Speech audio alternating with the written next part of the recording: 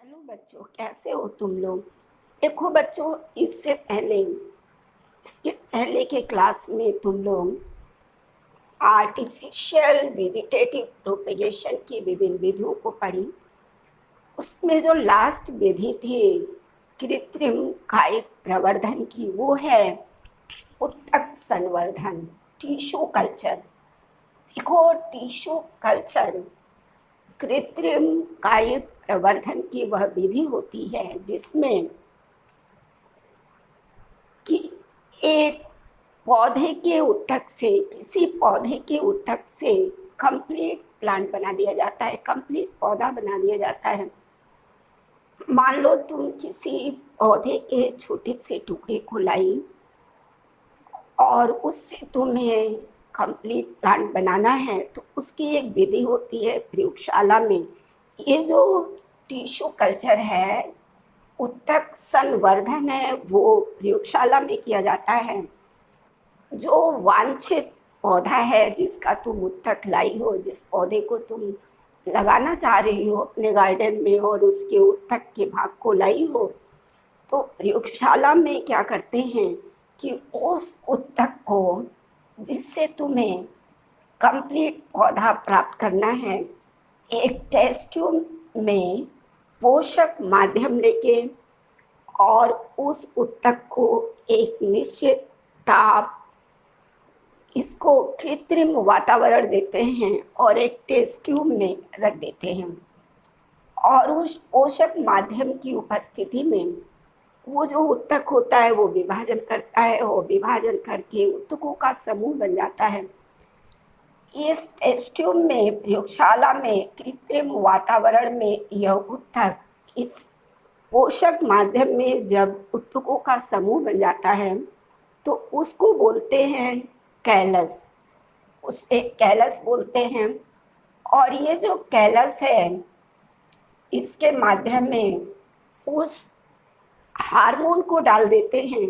जैसे इस test tube में पोषक माध्यम लेते हैं जिसमें कि ये उत्तक डिवीजन करके कैलस बनाता है, और इस टेस्ट ट्यूब में ऐसे हार्मोन डालते हैं जिससे इन उत्तकों में विभेदीकरण हो जाता है। विभेदीकरण मतलब इन उत्तकों से जड़, तना और पत्ती के उत्तक बन जाते हैं।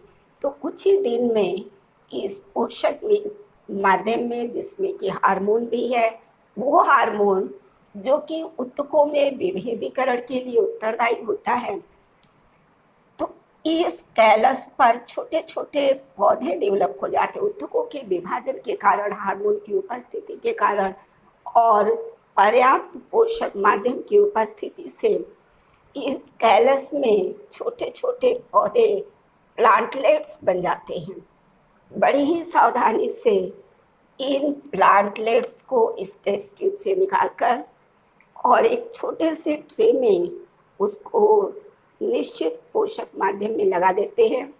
आवश्यक पोषक माध्यम में इस प्लांटलेट्स को लगाते हैं। जब उस ट्रे के आवश्यक पोषक माध्यम में ये प्लांटलेट्स विकसित हो जाते हैं तो इन्हें गमले में लगा दिया जाता है, और जब ये गमले में थोड़े बड़े हो जाते हैं तो इन्हें क्यारी में और फिर खेत में लगाया जाता है। तो इस प्रकार ये जो उत्तक संवर्धन है उसके विभिन्न स्टेप्स हैं। इन स्टेप्स के माध्यम से बाई बाई करके और हम उत्तक प्लांट के कोशिकाओं का जो समूह लाए थे, उत्तक लाए थे, प्लांट का छोटा टुकड़ा लाए थे, उससे कंप्लीट प्लांट बन जाता है। ये प्रयोगशाला में होता है उत्तक संवर्धन। तो ये कायिक प्रवर्धन की बहुत ही कारगर विधि है। इस उत्तक संवर्धन के माध्यम से बहुत कम समय में हम छोटे उत्तक से बहुत ही ज़्यादा संख्या में प्लांटलेट्स डेवलप कर सकते हैं। तो ये बहुत ही कारगर विधि होती है। मुख्य रूप से ये सजावटी पौधों के लिए उत्तक संवर्धन किया जाता है कि कम समय में इसके उत्तक से अधिकाधिक पौधे प्राप्त कर लिए जाते हैं। अब बेटा, जो नेक्स्ट टॉपिक है तुम लोग का वो है लैंगिक जनन। ये लैंगिक जनन जनन की मेन प्रक्रिया है। देखो, ये जो लैंगिक जनन होता है, सेक्सुअल रिप्रोडक्शन होता है, एक विशेष प्रकार की जनन कोशिकाओं द्वारा दो जनकों द्वारा संपन्न होता है। कि लैंगिक जनन के लिए दो जनकों की आवश्यकता होती है, जिनके जनन कोशिकाओं से नर और मादा युग्मक बनते हैं, और नर और मादा युग्मकों के निषेचन से युग्मनज बनता है, और युग्मनज के परिवर्धन से भ्रूण या जीव बन जाता है। देखो, ये जो लैंगिक जनन है, ये तुम्हें पौधों के लैंगिक जनन को तुम्हें जानना है कि पुष्पी पौधों में लैंगिक जनन की प्रक्रिया किस प्रकार होती है, उनमें कौन कौन से स्टेप्स होते हैं। पादपों के लैंगिक जनन के विभिन्न चरण को निम्न 4 भागों में बांटा गया। युग्मक जनन, गैमेटोजेनेसिस, परागण, पॉलिनेशन, निषेचन, फर्टिलाइजेशन, और जो चौथा है वो है बीज और फल का निर्माण, development of seed and fruit. ये विभिन्न चरण हैं पौधों के लैंगिक जनन के, जिसे तुम्हें सभी ये जितने भी चरण हैं एक एक करके तुम्हें जानना है, ये 4 चरण। देखो, इससे पहले कि तुम लैंगिक जनन के विभिन्न चरण को जानो, मैं पादप पुष्प की संरचना को जानना होगा। तो देखो, एक यहाँ पुष्प बना है जिसमें कि तुम्हें लैंगिक जनन की विभिन्न प्रक्रिया को जानना है, विभिन्न चरण को जानना है। तो देखो, एक पुष्प में विभिन्न भाग होते हैं। ये जो पुष्प है जिसमें कि लैंगिक जनन की प्रक्रिया को जानना है, पुष्प में निम्न 4 पुष्प अंग होते हैं। एक होता है कैलिक्स, दूसरा होता है करोला, तीसरा होता है एंड्रोसियम, चौथा होता है गाइनोसियम। वाहिदल, दल, पुमंग और जायांग, ये 4 पुष्प अंग होते हैं पुष्पों के। देखो, इस पुष्प में तुम्हें बाय बाय करके पुष्प के सभी पुष्पीय अंग बताएंगे। देखो, सबसे बाहर ये पुष्प का डंठल है, पुष्प वृंत जिसे बोला जाता है, इसको पेडिसिल भी कहते हैं। ये पुष्प के डंठल को पेडिसिल कहते हैं। और इस पेडिसिल में सबसे जो बाहर का चक्र होता है, ये जो पुष्पों में ग्रीन कलर का होता है, ये इस संख्या में तुमको 4, 5, 6 अलग अलग पुष्पों में अलग अलग इनकी संख्या होती है। जो ग्रीन कलर के पत्तीनुमा संरचना है, इसको बाह्य दल कहते हैं। ये पुष्प का सबसे बाहरी चक्र होता है। ये बाह्य दल पुष्प का सबसे बाहरी चक्र होता है। बाह्य दल या इसके एक भाग को सेपल बोलते हैं और उसके समूह को कैलिक्स या बाह्य दल बोलते हैं।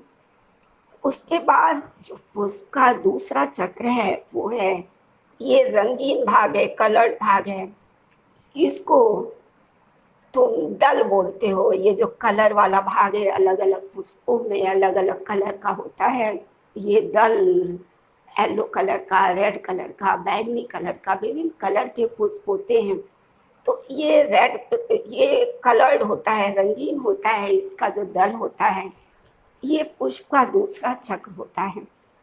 इसके एक पार्ट को पेटल बोलते हैं और पेटल के समूह को कोरोला बोलते हैं। पेटल के समूह को कोरोला बोलते हैं या दल बोलते हैं। इसके बाद जो पुष्प का तीसरा चक्र है, ये जो पुष्प का बाह्य दल और दल है, सेपल और पेटल है, ये पुष्प के सहायक अंग होते हैं। ये देखो, ये पुष्प के सहायक अंग हैं।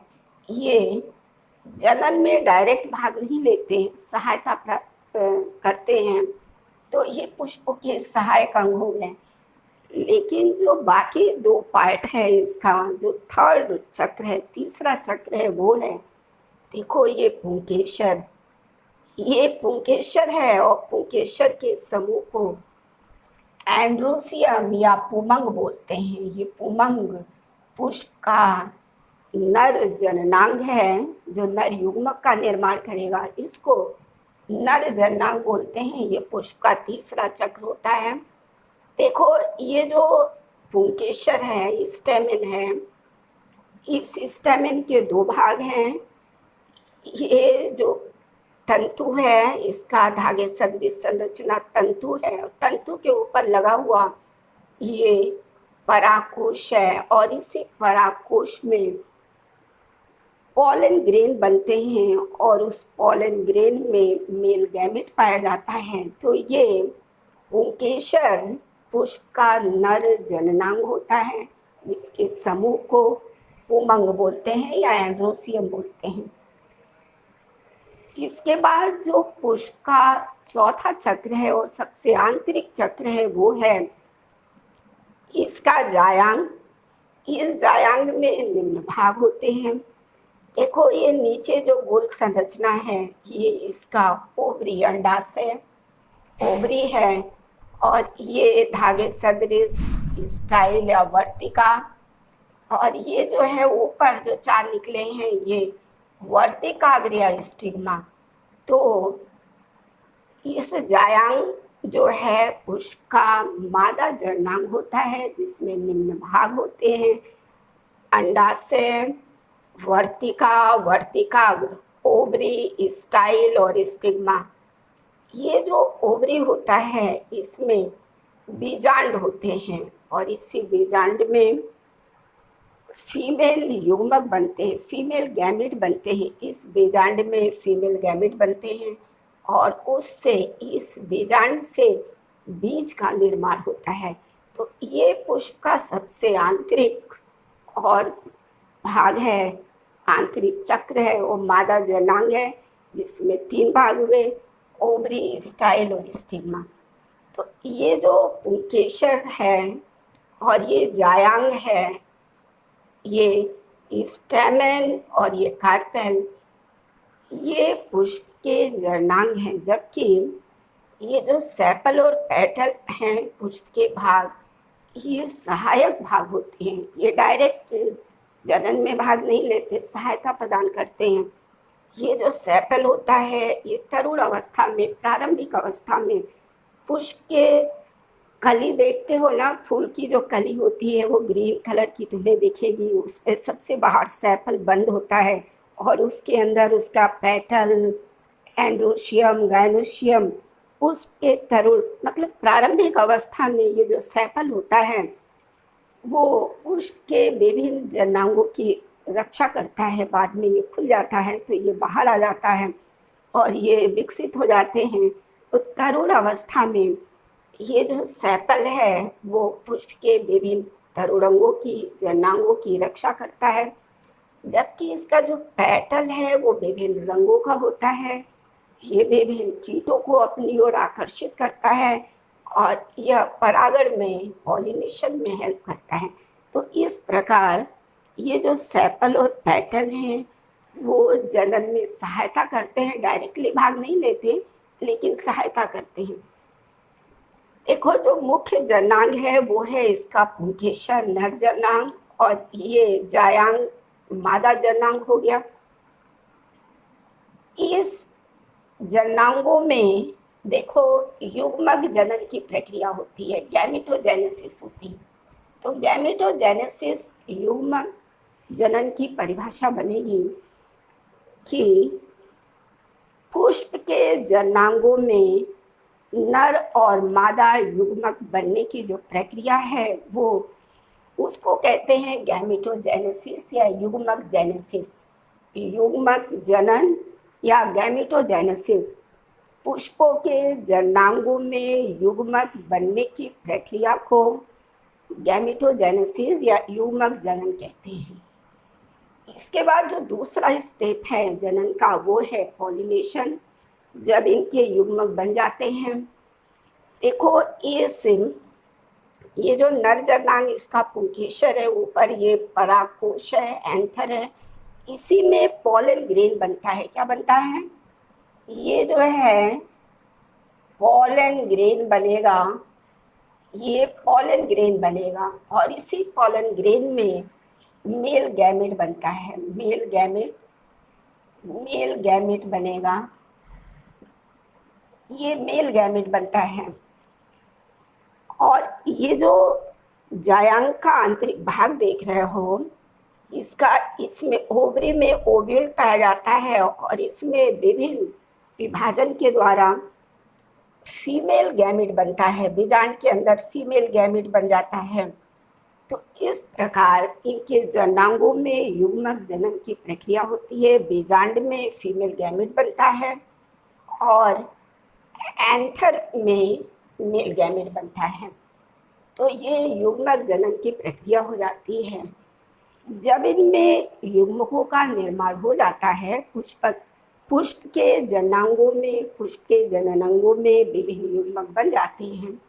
नर व मादा युग्मक बन जाते हैं। एंथर में मेल गैमेट बना और ओव्यूल में फीमेल गैमेट बन जाते हैं। इसके बाद इसमें शुरू होती है पॉलिनेशन की प्रक्रिया। देखो, जो दूसरा स्टेप है वो है पॉलिनेशन।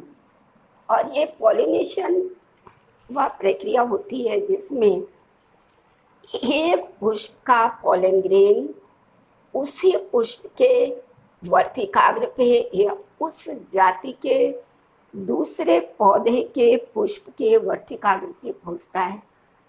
तो इस प्रकार ये जो पॉलिनेशन होता है जिसमें एक पुष्प का परागकण किसी दूसरे पुष्प के वर्तिकाग्र पर पहुंचता है, यह प्रक्रिया परागण कहलाती है, पॉलिनेशन कहलाती है। लेकिन ये जो पॉलिनेशन होगा वो निम्न दो प्रकार का होता है। एक होता है सेल्फ पॉलिनेशन, स्वपरागण, और दूसरा होता है क्रॉस पॉलिनेशन, पर परागण। देखो, ये जो सेल्फ पॉलिनेशन है, स्वपरागण है, उसकी परिभाषा बनेगी। देखो, जब एक पुष्प का परागकण उसी पुष्प के वर्तिकाग्र पे पहुंचे या उस पौधे के किसी दूसरे पुष्प के वर्तिकाग्र पर पहुंचे, पौधा वही हो, पुष्प अलग हो, तब तुम बोलोगे सेल्फ पॉलिनेशन। लेकिन एक मान लो एक पौधा है और उसमें पुष्प लगा है और उस पुष्प का परागकण उसी जाति के दूसरे पौधे के पुष्प के वर्तिकाग्र पर पहुंचता है, तो यह प्रक्रिया हो जाती है क्रॉस पॉलिनेशन। देखो, जो एक पुष्प का परागकण जब उसी जाति के दूसरे पौधे के पुष्प के वर्तिकाग्र पे पहुंचता है, तो उसके लिए विभिन्न साधन की जरूरत होती है, क्योंकि जो दूसरा पौधा होता है थोड़ी दूरी पे होता है। तो ये जो विभिन्न साधनों में तुम्हारा वायु होगा, जल होगा, कीट होगा, जंतु होगा, ये विभिन्न साधन होते हैं जिसके माध्यम से एक पुष्प का परागकण उसी जाति के दूसरे पौधे के पुष्प के वर्तिकाग्र पे पहुंचता है। तो विभिन्न साधनों से पहुंचता है, वायु से, जल से, कीट से, ये विभिन्न साधन से पहुंचेगा।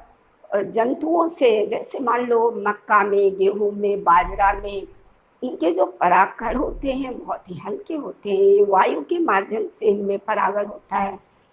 कुछ पौधों में कीट के माध्यम से होता है, जैसे सूरजमुखी में, गेंदा में, इनके जो परागकण होते हैं वो कीटों के माध्यम से जाते हैं। कुछ पौधों में कीटों के माध्यम से पॉलिनेशन होता है, जैसे कदम में, कचनार में, और विभिन्न जलीय पौधों में जल के माध्यम से पॉलिनेशन होगा, हाइड्रिला में, वेलेस्नेरिया में, इनमें जल के माध्यम से पॉलिनेशन होता है। तो ये विभिन्न विधियां होती हैं, विभिन्न साधन होते हैं एक पुष्प के परागकण को दूसरे पौधे के पुष्प के वर्तिकाग्र तक पहुंचाने के लिए। तो तुम दो तरह का पॉलिनेशन देखिए, सेल्फ पॉलिनेशन और क्रॉस पॉलिनेशन। अब जब एक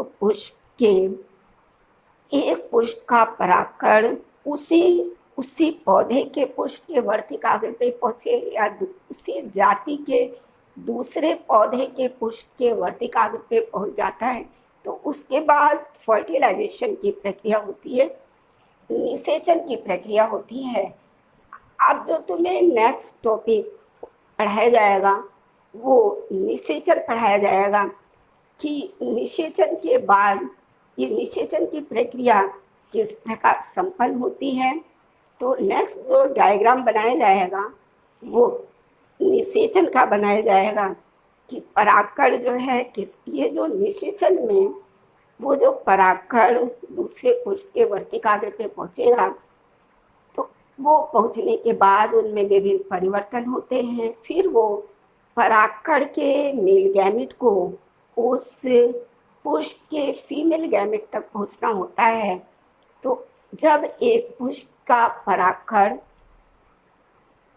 उसी पुष्प या दूसरे पुष्प के फीमेल गैमेट तक पहुंचता है और दोनों का संयुग्मन होता है, तो यह क्रिया निषेचन कहलाती है।